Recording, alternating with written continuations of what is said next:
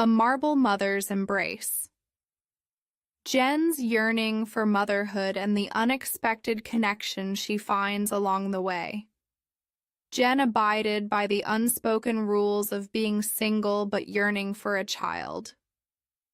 These rules governed her life like invisible threads, pulling her in different directions while leaving her feeling as though she was barely managing. She followed these rules without question.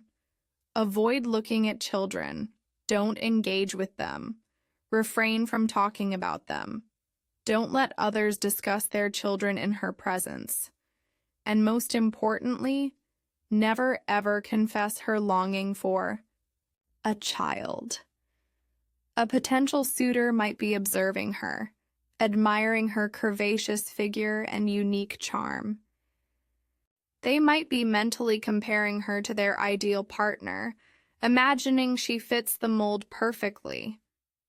But at the slightest hint of her desire for a child, their interest would vanish, replaced by the fear of her desperation. Looking at, engaging with, talking about, or listening to stories about children would immediately reveal her deep, unfulfilled longing to anyone, like an announcement over a loudspeaker. So it was a rare indulgence for Jen to sit in front of a beautiful cherubic baby statue and gaze in unrestrained admiration and longing. She had been doing this almost every week lately. The museum, a former church, was on her way home on Fridays, when she worked only half a day.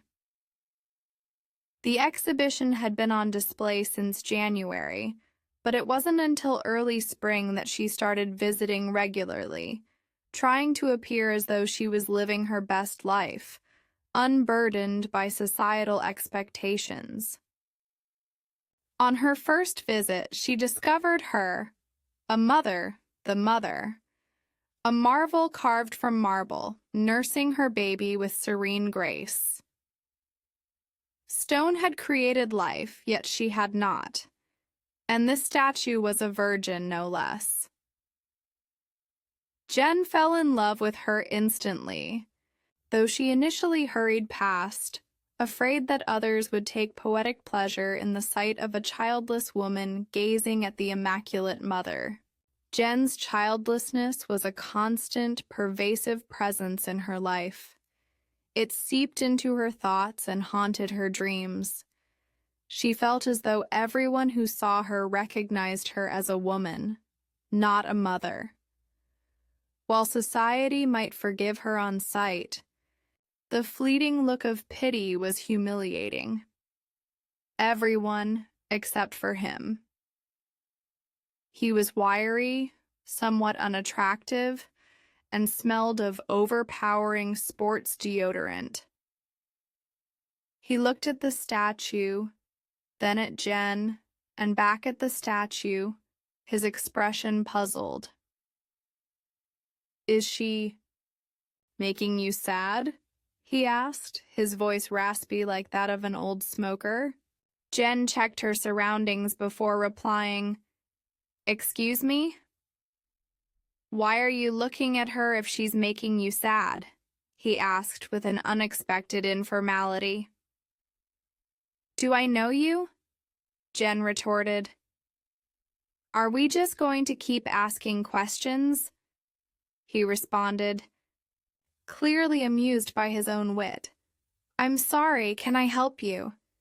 she replied, irritated by the game she had no interest in playing. He narrowed his eyes and she noticed a hint of handsomeness around his jawline. "I'll leave you alone. You seemed sad, but I didn't think you really were. I was trying to make a joke, but sorry, I'll leave you to it," he said, though he made no move to depart.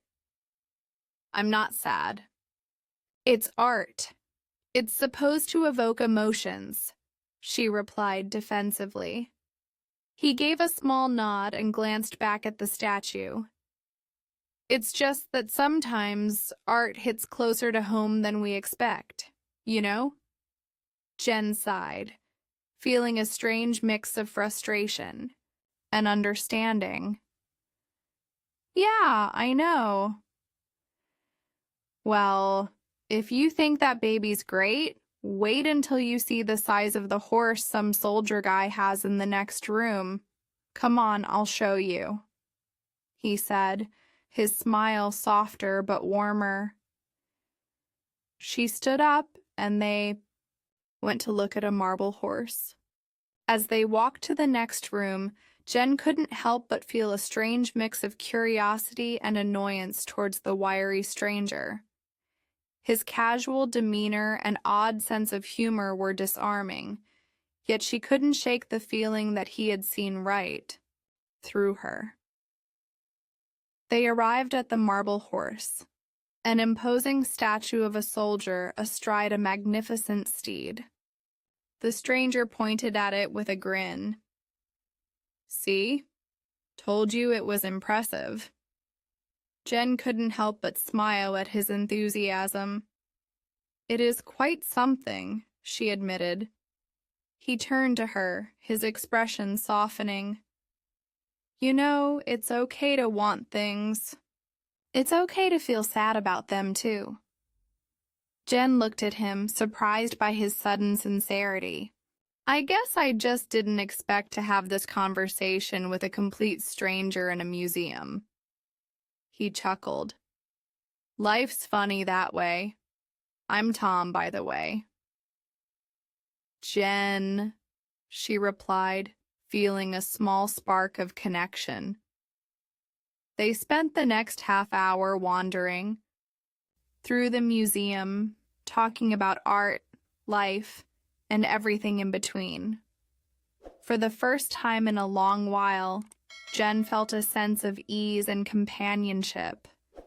Maybe, just maybe, this unexpected encounter was the beginning of something new. As they exited the museum, Tom turned to Jen. Hey, there's a cafe nearby.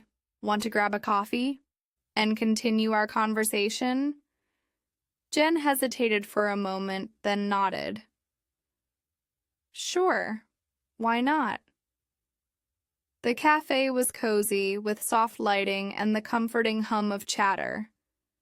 They found a corner table and settled in with their drinks.